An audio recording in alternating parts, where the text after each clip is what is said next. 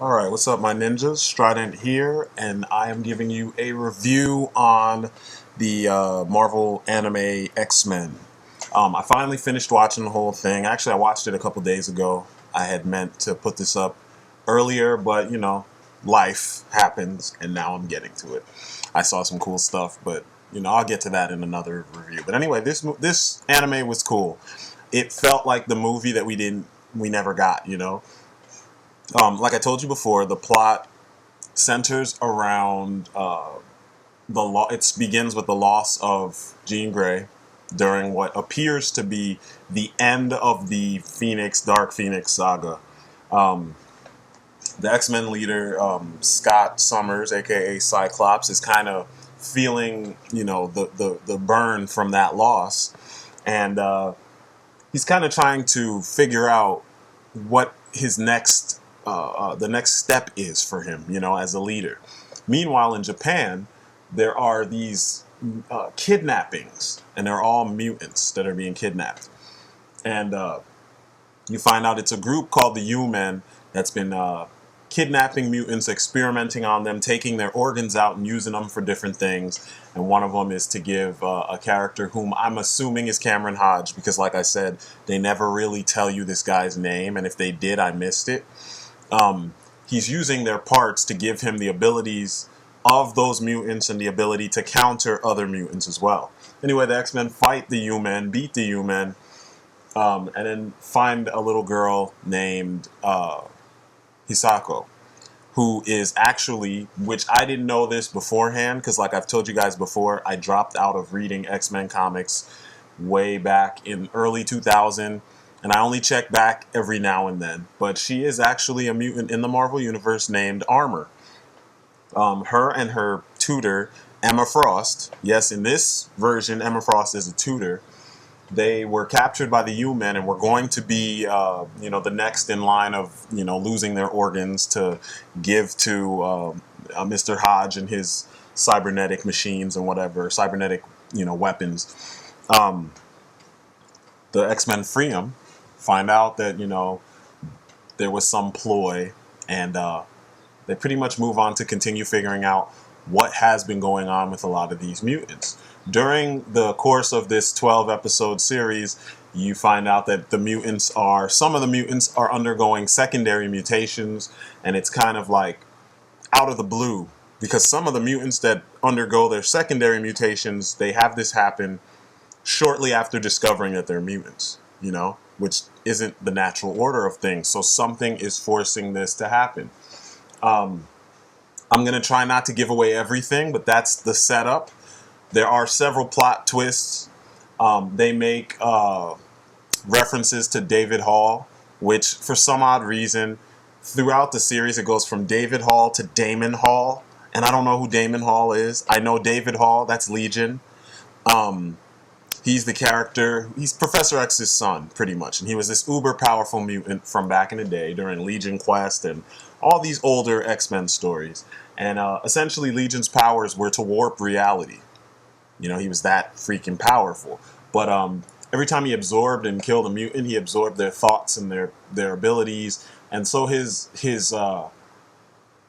had kind of like split personality syndrome. In this in the anime, what they do is David Hall or Damon Hall syndrome is when the secondary mutation gets so out of control that the mutant loses himself in it. And you see it happen a couple times. There's a couple awesome fights between Wolverine and one of the crazy, David Hall infected or David Hall syndrome having mutants, or DHS infected mutants. And it's pretty cool because in this show, and this is the next part that I wanted to get to, because I mentioned this in the thoughts video, but I have to reiterate. The characterizations of many of the characters are dead on, especially the more old school characters. Beast is amazing in this anime because he's one of the overlooked mutants, and they sometimes they make him seem like he's a lab rat and he's not someone who would be practical about his using tech in the field. Wolverine. Wolverine feels like the Wolverine that we grew up reading back when he was cool, before Hugh Jackman was chosen to play Wolverine. Before all the changes, Wolverine was this runty, shit-talking, kind of a Clint Eastwood, um, uh, Robert De Niro from, like Taxi Driver and whatnot, and from, what is it, Cape Fear, that look, kind of also a little Jack Nicholson was thrown in there. He's got this, like, smarminess about him, but he does it for the right reasons now that he's an X-Man. So you love him because you know that even though he's not the guy that you would really, really want to hang out with, he is the guy you'd want on your team. He's really selfless. He takes so much fucking punishment.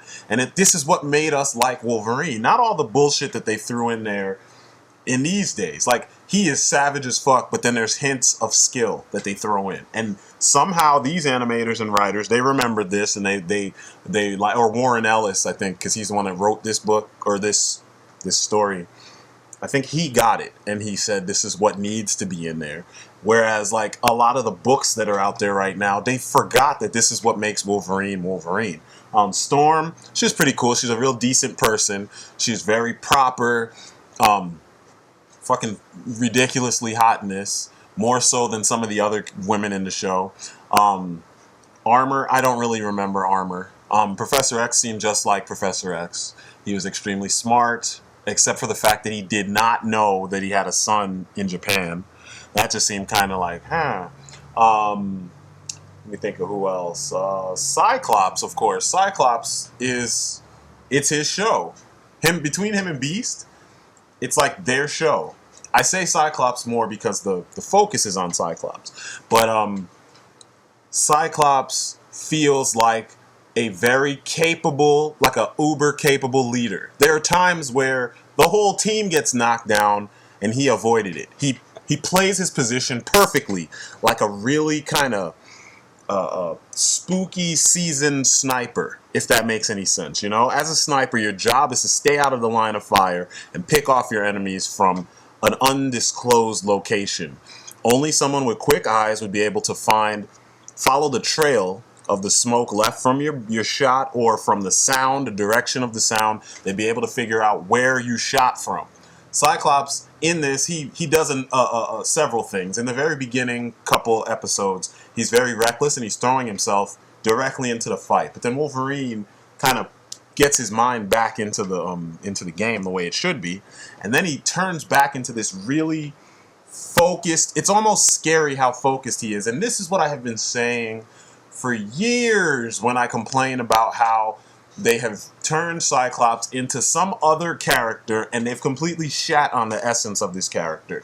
But for me, as a fan of Cyclops, Cyclops is my favorite X-Man. He has been for years. For years. Before, when I was a kid, Wolverine and like Colossus were my favorite X-Men. And then as I got older, it became Bishop and Cyclops. And then now it's been Cyclops for a long time. But like I said, my knowledge and not my knowledge, but my readership stops in the early 2000s. But anyway, they got Cyclops dead on.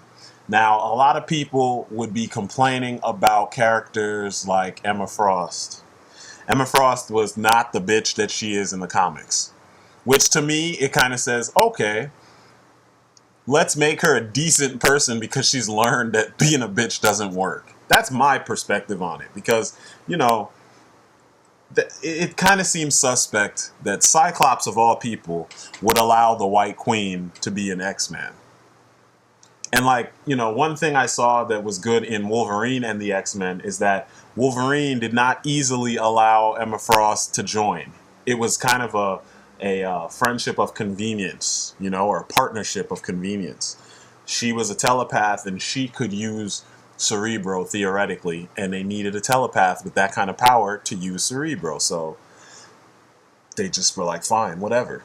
In this one, she seems like she's evolved a little, or she's grown a little bit. She's not a bitch. She's not that shallow ass that she was before. And they show you in a couple of flashbacks that she was that shallow, bitchy kind of character that we know her as in the books. But she's a little nicer, and it kind of seems more likely that this version of Emma Frost, if this is what she was like, that it would be understandable that Cyclops would fall for her after Jean's death. You understand where I'm going with this? But purists and people who, you know, they want to nitpick, they're going to say she sucked because she didn't act like herself. There are cameos of several awesome mutants towards the end. The story cleans itself up with minimal holes, which I love. Nobody feels like they were shat on in order for other characters to shine. Everybody gets a couple moments. There's several episodes where you know, the villains actually get to shine a lot. There's several episodes where each of the X-Men themselves get a little bit of that sick, overly animated awesomeness that Bones, I want to say, I think it's Bones, likes to do. And it felt good. There was even a part where Wolverine fought a mutant. I think his name was Hedgehog. I can't remember. He was yellow. He shot spikes out of everything. And there was actual choreography. And for a long time, I've been saying, you know, the X-Men are people who have an added ability. So they have to train physically first. And Wolverine was a soldier. So many of them had to learn a martial art or learn something first and then learn how to use their abilities or learn all of them together. Hedgehog did a jumping 2 jump front kicks and then a jump back kick that, like, oh my God, like it hit Wolverine and Wolverine went flying. And I'm like, yes! Someone actually trying to fight Wolverine. And throughout that episode, and I think 2 episodes later, they actually have several trade-offs where you see Wolverine avoid these attacks in a kind of a proper stance with his guard up and everything, even though he has claws and he can heal and we know he's not going to die. He's acting accordingly, like someone who's seasoned. Same thing happens with Cyclops. There's a part in towards the end, it's one of the last 3 episodes, where a character takes control of Wolverine and sends him into a rage against his team.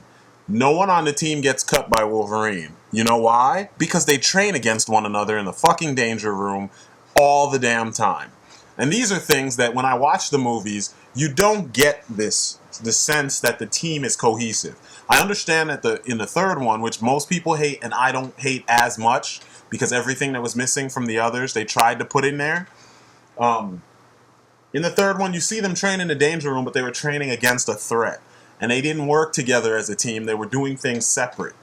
In the books, the X-Men train like on a daily fucking basis in the fucking danger room together and against one another. I remember countless books where Gambit and Wolverine were fighting each other with the traps and all the other shit going off in the background trying to kill them. And this was the thing. Shit, I remember Jubilee fighting Gambit and Colossus and other people in the danger room because this is how they train each other. Those who are up to snuff have to get the rest of the team up to snuff. So when Wolverine is attacking the rest of his team in those episodes, you see Cyclops dipping and getting out of the way and rolling and then disappearing, and you're like, what the fuck? Cyclops is using his skills, not just his mutant power, his skills to avoid what's going on. And it's pretty damn awesome. I was like, wow, awesome. The only thing that could have made this anime better, actually, is 2 things. The wrap up, it kind of had like a Soul Eater style ending where, you know, everything was in Soul Eater. For those of you who haven't seen it, I'm sorry, spoiler alert, but there's this super powerful villain. Everybody's afraid of him, even Shinigami, and he wields fear essentially. And so everyone's afraid to fight him, and everyone's so like, you know, oh, he's so powerful, we can't beat him. And then they finally man up, and they're like, fuck it, if I'm going to die, I'm going to go out fighting. And they're all like, yes, and they're fighting, and they're fighting, and they're fighting, and they're fighting, and then they lose. And then Mako walks up to him and punches him in the face, and his bitch ass starts crying, and then he dies. I was like, are you fucking kidding me? That's probably the only weak point to me in Soul Eater. The whole thing is cool. I still wish that there was more because the manga was still going on after the series ended. But anyway, that's another story. But this is the equivalent of the ending, or the best thing I could compare the ending to in X-Men. You have all this insanity going on, you know? You have a character who essentially is a retelling of Legion, and they made Legion Japanese. I'm not going to tell you all the other stuff they did, but that's the the overall gist of the end portion of this story. Legion has reality warping powers. So you can already see that in animation, there are so many things you could do with reality warping powers. You've seen Batman the Animated Series. Anytime Scarecrow shows up, it's an excuse to warp reality, you know? Anytime you watch animes where people have psionic or telepathic abilities, it's usually an excuse to make them do crazy stuff. Or if you've watched, Samurai Champloo, when they introduced reality altering, or I'm sorry, perception altering drugs, the animation just went off the hook, and you're like, what the fuck? They didn't do that in this. The X-Men should have had it should have been like an insane Danger Room sequence, To me, that's what I would have done. Maybe time constraints didn't allow for it. I don't know what the reason was, but it felt like they dumbed it down, and in the end, it was pretty much, instead of him getting punched in the face, it was pretty much like someone paid attention. I'm not going to tell you, the detail, but someone looked at him essentially, paid attention or whatever, and then he calmed down and it was over. And you're like, yeah, all that build up and then the ending was kind of simple, and simplistic and soft. Not to say that it always has to be. I like when the build up has a proper denouement or falling action. I'm sorry to get so dorky on you guys, but like I said, I am a filmophile. I write. I'm into this stuff. Movies, it's like movies are like crack for me. I guess it's not a good analogy because it shouldn't be a drug, but you get what I'm saying. I cannot go without watching movies. And when I watch movies or shows and stuff, I do pay attention to these details because I get amped when it's doing what it's supposed to do. And then I get sad when it's supposed to make me feel sad. And I feel, I feel these things. And then when they amp you up all the way and then they get to the part where the falling action should be equally as well done as the rising action was and as the climax was, I'm like, if you can't keep it going, sometimes it hurts for me. It hurts the overall experience. So, in my opinion, I want to say episodes 1 through 10 are gold. 12 and 13, they make sense and they fit with the story, but to me, they pale in comparison to the rest of the series. But overall, the series is awesome. The art style is awesome. The costume design sucks. Strangely enough, and this is one of the things that I did not understand for the life of me. Remember how I told you that there are some mutants that make cameos towards the end of the episode, the end of the series? They all show up in their comic book costumes. There's slight tweaks, but they look like the comic book version of themselves. But then the X-Men themselves show up in these fucked up, weird looking, I don't know what they were. They're like anime costumes, I guess, if that's what you want to call them. I mean, technically anime, all it means is animation. It's animation from Japan.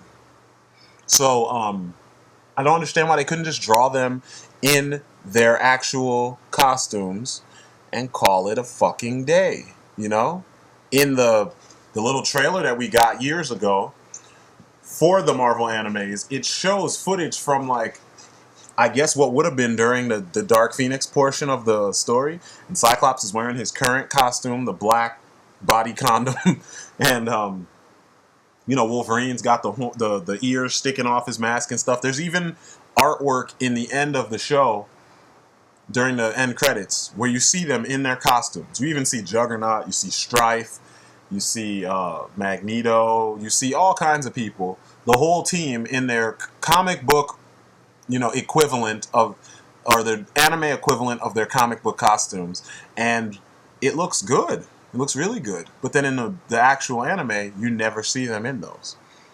The only person in the series whose costume is two people whose costumes look pretty much dead on to what they wear in the comics is Emma Frost and Armor. Armor's wearing a costume that looks like what all the New Mutants and all the the Kitty Pryde aged characters, or there was a point in the Jim Lee, when Jim Lee was drawing X-Men in the 80s and 90s, where they all had yellow and blue costumes like that.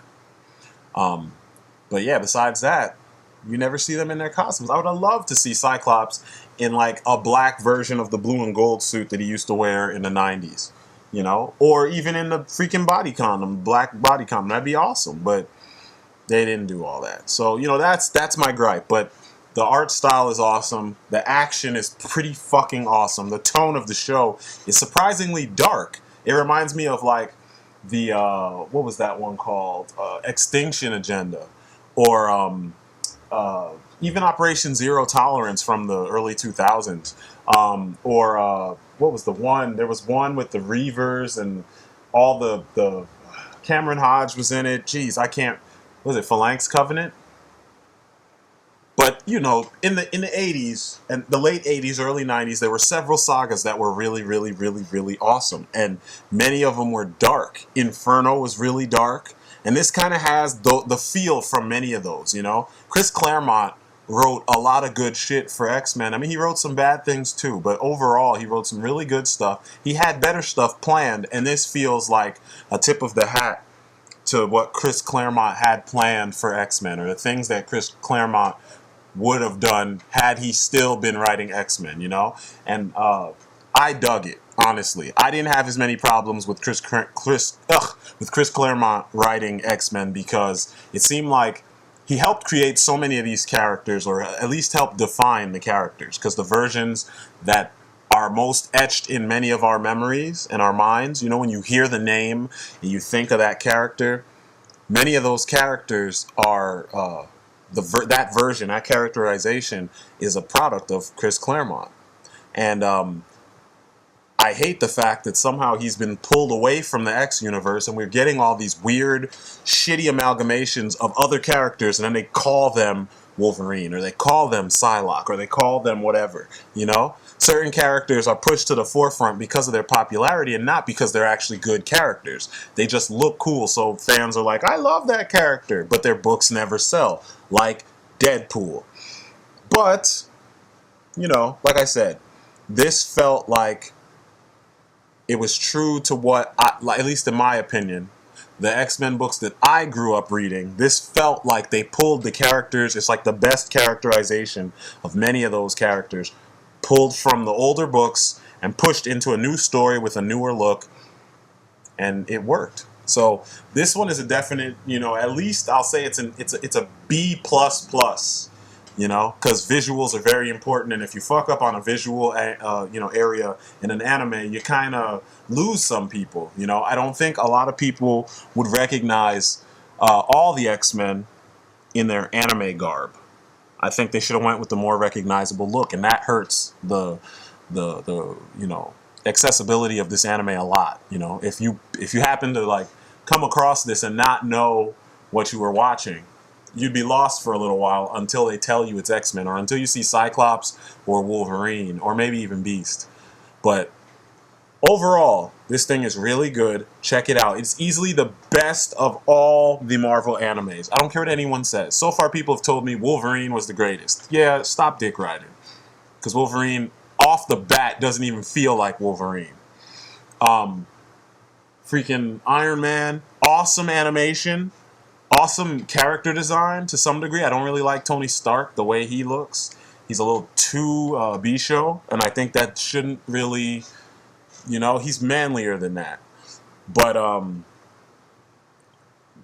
Man had some really weak stories. Blade, extremely weak stories. Like, super fucking weak, you know? But X-Men somehow fit. It fit so well. I mean, I know Blade, people pointed out how Blade, they did retell stories that were in the comics. But the point of the book, or a point of this series, is not to retell the comics, but to give you a story that ties them to Japanese culture, so that you can introduce this to the anime audiences in Japan, like otakus in here, and fans of anime in Japan.